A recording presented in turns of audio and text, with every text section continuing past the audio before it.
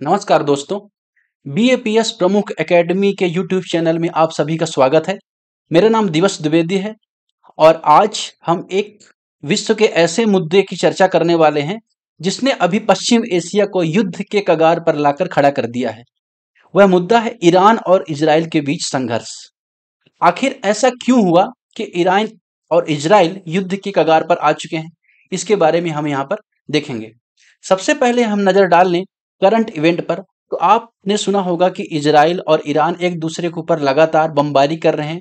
खास तौर पर ईरान के जो परमाणु ठिकाने हैं वहां पर इजराइल लगातार हमला कर रहा है। ऐसा क्यों हो रहा है उसके बारे में आज सारी बातें हम यहाँ पर जानेंगे। ये जो न्यूज आर्टिकल है, यूनाइटेड नेशन की रिपोर्ट, इसके अलावा मिनिस्ट्री ऑफ एक्सटर्नल अफेयर्स के डाटा, साथ ही साथ द हिंदू, अल जजीरा व सीएनएन के जो आर्टिकल है वहां से सारे फैक्ट्स और डाटा को कलेक्ट किया गया है। ठीक है, तो आज सबसे पहले हम यहाँ पे नजर डालते हैं मैप पे। आपको मैप में दिखाई दे रहा होगा दो चीजें। पहला आपको यहाँ पे दिखाई दे रहा होगा ईरान का मैप और दूसरा दिखाई दे रहा होगा यहाँ पे इजराइल का मैप। आगे हम मैप की स्टडी करेंगे। आगे हम यहाँ पे बात करते हैं। सबसे पहले हम नजर डाल लेते हैं कि यूएस द्वारा अभी बंकर बस्टर जो बॉम्ब है उसका सपोर्ट यहाँ पे इजराइल को किया जाना है। इस वजह से क्या है, काफी मामला यहाँ पे गर्म हो चुका है। सारे मुद्दे को हम नजर डालेंगे। सबसे पहले हम इतिहास या उसके जो पन्ने हैं उसको उलट के देखते हैं कि क्या कारण रहेंगी जो ईरान और इजराइल है वर्तमान के इस मोड़ पर आ चुके हैं कि उनके बीच युद्ध की परिस्थिति बन गई है। सबसे पहला कारण यहाँ पे आप देखें हिस्टोरिकल बैकग्राउंड में, प्री 1979 के पहले अगर हम बात करें तो ईरान और इजराइल के बीच संघर्ष नहीं था और उनके बीच काफी अच्छे संबंध थे, व्यापार था। लेकिन 1979 में यहाँ पर क्रांति होती ईरान में। ईरान पे जो क्रांति होती अयतुल्ला खुमैनी के नेतृत्व में और इस्लामिक गणराज्य या इस्लामिक रिपब्लिक की स्थापना होती है और पुराना जो मोनार्क था उसको यहाँ पे समाप्त कर दिया जाता है। इस्लामिक रिपब्लिक का मतलब एक तरह से है कि इस्लामी शरिया कानून वहां पे लागू होंगे, कुरान के हिसाब से कानून चलेंगे, लेकिन वहां पर चुनाव की व्यवस्था भी होगी। उसके बाद जैसे 1979 में क्रांति हुई 1979 में, तो ईरान ने इजराइल को अपना शत्रु घोषित कर दिया और उसके बाद लगातार प्रॉक्सी वॉर स्टार्ट कर दिए।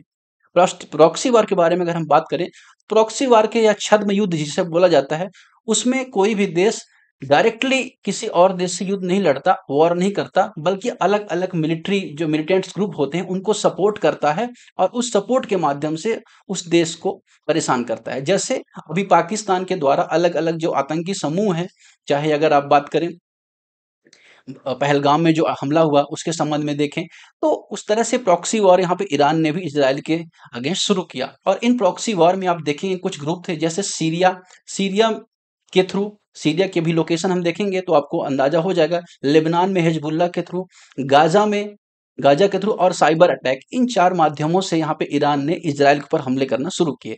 अगर हम लोकेशन पर नजर डालें यहाँ पर इजराइल की, तो आप यहाँ पे देख रहे होंगे इजराइल की लोकेशन यहाँ पर जो मेडिटेरियन सी है या भूमध्य सागर जिसे कहा जाता है, भूमध्य सागर से जुड़ा हुआ है इजराइल। और इजराइल की यहाँ पे आप देखेंगे इजिप्ट है, मिस्र है, यहाँ पर आप देखेंगे, और ये सऊदी अरेबिया है, सीरिया है, ठीक ना, ये वेस्ट बैंक है। तो चारों तरफ से अगर आप देखें तो इस्लामिक जो नेशंस हैं, इस्लामिक जो कंट्रीज हैं, उनसे यहाँ पे इजराइल घिरा हुआ है। इन सभी देशों में अगर आप बात करें तो ईरान ने अपने अपने मिलिटेंट ग्रुप के माध्यम से इजराइल पर लगातार हमले यहाँ पर शुरू किया और इजराइल को लगातार परेशान करना यहाँ पे शुरू किया। ये तो बात हो गई प्रॉक्सी वॉर की। दूसरा अगर हम बात करें यहाँ पर, इसके बाद में क्या किया इजराइल ने, रेजिस्टेंस दिखाया और जो वेस्ट जो पावर है, चाहे यूएस की बात करें, यूके की बात करें, सभी ने इजराइल को यहाँ पे सपोर्ट किया और उसी की बदौलत ईरान या अन्य जो शक्तियां थी उसके संबंध में इजराइल मजबूत देश निकलकर सामने आया। आगे हम बात करेंगे ईरान का लक्ष्य क्या है। ईरान का लक्ष्य बेसिकली यह है कि इजराइल को समाप्त करना।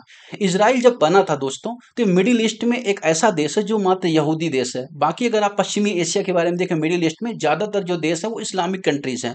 और यहाँ पर बाल्फोर डिक्लेरेशन हुई थी और यूके ने यहाँ पे इजराइल को शुरुआत की थी। यूके ने यहाँ पे एक तरह से हम देखें इजराइल को बसाया था। जिसके बाद अरब स्प्रिंग्स होता है, अरब स्प्रिंग के बाद आप देखेंगे अरब और इजराइल का संघर्ष होता है। बहुत सारे जो इस्लामिक कंट्रीज थे उन्होंने क्या किया, इजराइल के खिलाफ यहाँ पर युद्ध लड़ा और उसको सामूहिक रूप से ईरान और जो अरब अन्य देश थे उसको इजराइल ने यहाँ पे पराजित किया। आगे हम देखेंगे बाद में इस तरह से संघर्ष लगातार जारी रहा और 2018 के बाद यह संघर्ष लगातार बढ़ गया।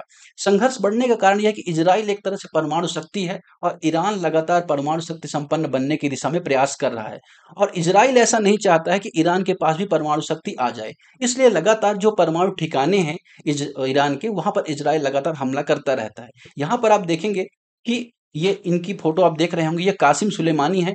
कासिम सुलेमानी को 2020 में इजराइल ने मार दिया था और इसके बाद जो परमाणु कार्यक्रम है ईरान का वह रुक गया था। ऐसा माना जाता है कि परमाणु संवर्धन या न्यूक्लियर इनरिचमेंट करके 90% जो ईरान है वो परमाणु बम बनाने के करीब पहुंच चुका है और इससे सबसे बड़ा खतरा आगे चल के इजराइल को होने वाला है। इस वजह से यहाँ पे ये वॉर यहाँ पे देखी जा रही है।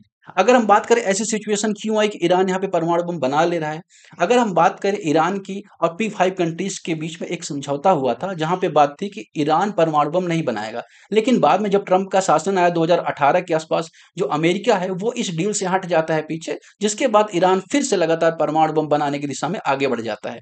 आगे हम देखेंगे 2021 में, आप देखेंगे तो 2021 में जो मोसाद है, इजराइल के जो खुफिया संगठन है, उसने क्या किया, यहाँ पर ईरान पर अटैक किया और ईरान पर जो बहुत बड़े बड़े नेता थे उनकी यहाँ पे मृत्यु हुई।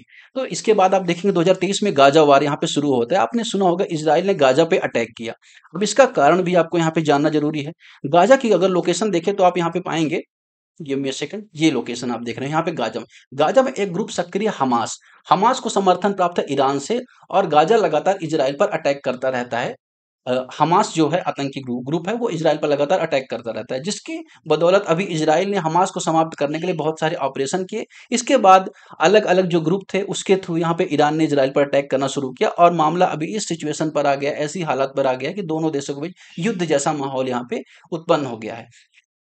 अगर हम बात करें यहाँ पे करंट सिचुएशन, तो 200 से ज्यादा लोग यहाँ पे मारे गए हैं इस कैजुअलिटी से और इजराइल के भी बहुत सारे लोग मारे गए हैं और ईरान के ज्यादातर लोग यहाँ पे मारे गए हैं। इसके अलावा अगर हम बात करें, हाँ, अगर हम बात करें यहाँ पे जो पड़ोसी देश हैं वो सबसे ज्यादा इससे प्रभावित हो रहे हैं। चाहे आप पाकिस्तान के बारे में देखें, ईरान का जो पाकिस्तान पड़ोसी है, पाकिस्तान है, अफगानिस्तान है, यहाँ पे तुर्कमेनिस्तान है, ये लोकेशन आप देख सकते हैं। इसके अलावा अगर आप देखें जो सऊदी अरेबिया है, यूएई है, ये ईरान के समर्थन में नहीं है। क्यों नहीं है? क्योंकि यहाँ पर आप देखें ये व्यापार को ज्यादा महत्व देते हैं, सुन्नी मुस्लिम देश है और यूएस के फेवर में यहाँ पे काम करते हैं। ईरान यहाँ पे पूरी तरह अपने आप को मुस्लिम देश का नेता मानता है, सिया कंट्रीज, और पूरी तरह से इजराइल के खिलाफ युद्ध यहाँ पे डिक्लेयर एक तरह से कर चुका है। इसके बाद अगर आप यहाँ पे देखेंगे, पाकिस्तान ने भी यहाँ पे बताया कि ये जो युद्ध जैसे हालात बने, इससे कहीं ना कहीं जो रीजन में इनस्टेबिलिटी हो सकती है, अस्थिरता यहाँ पे हो सकती है। और यूएस का रोल आप देखेंगे, यूएस ने कहा है कि कहीं ना कहीं ये युद्ध को समाप्त करने की आवश्यकता है, कहीं ना कहीं शांति व्यवस्था बनाने की आवश्यकता है, लेकिन पैरेलली उसने इजराइल को जो हथियार उनका सपोर्ट यहाँ पे लगातार जारी रखा है। आगे हम बात करें, अब इसमें जो चाइना है, रशिया है, वो कहीं न कहीं यूएस को ही ब्लेम कर रहे हैं, क्योंकि रशिया का मानना है कि जो रशिया का मानना है कि जो यूएस द्वारा इजराइल को सपोर्ट किया जा रहा है, उस वजह से इजराइल यहाँ पे अस्थिरता उत्पन्न कर रहा है, इनस्टेबिलिटी उत्पन्न कर रहा है।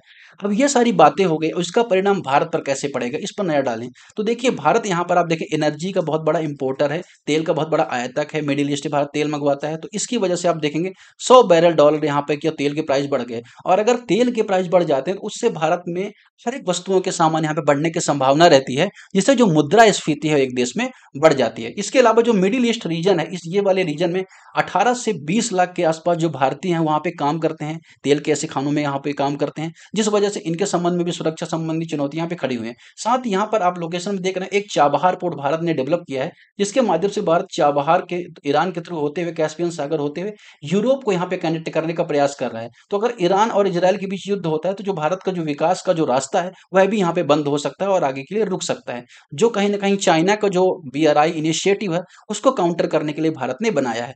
इस तरह से भारत के भी कहीं ना कहीं जो हित हैं वो कहीं ना कहीं खतरे में आ गए हैं।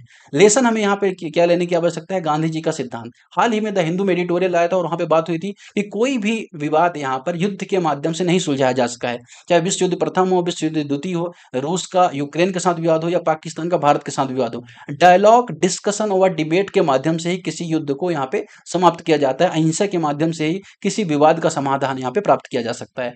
आज की चर्चा में फिलहाल इतना ही। आप सभी यहाँ पे बने रहें, चैनल को सब्सक्राइब करें और देखते रहें BAPS प्रमुख एकेडमी से जुड़े। आप सभी का बहुत बहुत धन्यवाद।